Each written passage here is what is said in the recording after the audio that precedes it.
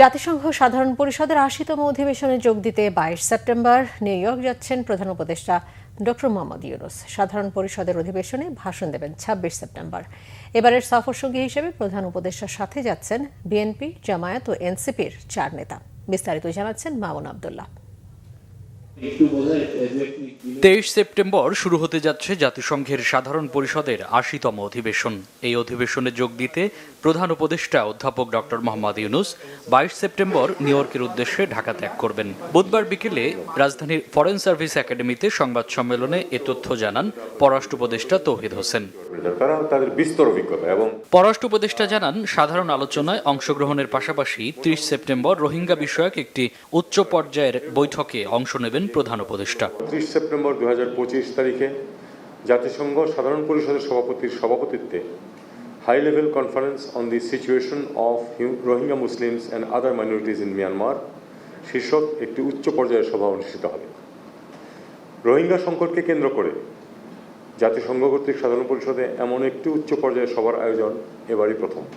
এবারের অধিবেশনে ২৪ জুলাই আন্দোলন পরবর্তী সংস্কার এবং নির্বাচনমুখী বাংলাদেশের পাশাপাশি বৈশ্বিক শান্তির বিষয়ে নিজেদের অবস্থান তুলে ধরবে সরকার।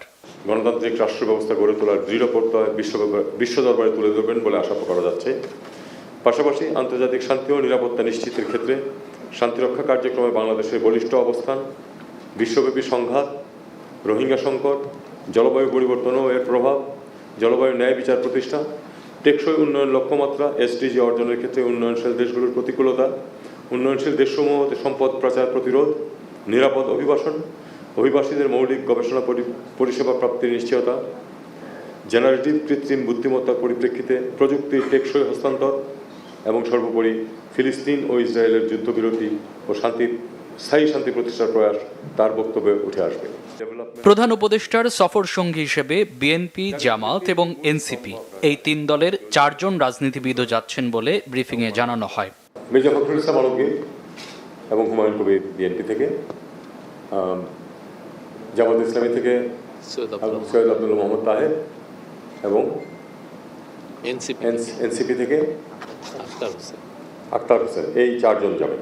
ব্রিফিংয়ে জানানো হয়, বেশ কিছু দেশের রাষ্ট্র ও সরকার প্রধানের সঙ্গেও প্রধান উপদেষ্টার দ্বিপাক্ষিক বৈঠকের কর্মসূচি রয়েছে। পশ্চিমের দেশগুলিতে এই ধরনের বাধা দেওয়া, স্লোগান দেওয়া, মিছিল বা ওই রাস্তাতে ডেমনস্ট্রেট করা, এগুলি কিন্তু আটকানোর কোনো রাস্তা আমাদের নেই, কারোই নেই, ওই দেশের সরকারেরও নেই, তারা এটা দিতে বাধ্য। মামুন আবদুল্লাহ, বাংলা ভিশন, ঢাকা। নিরাপত্তা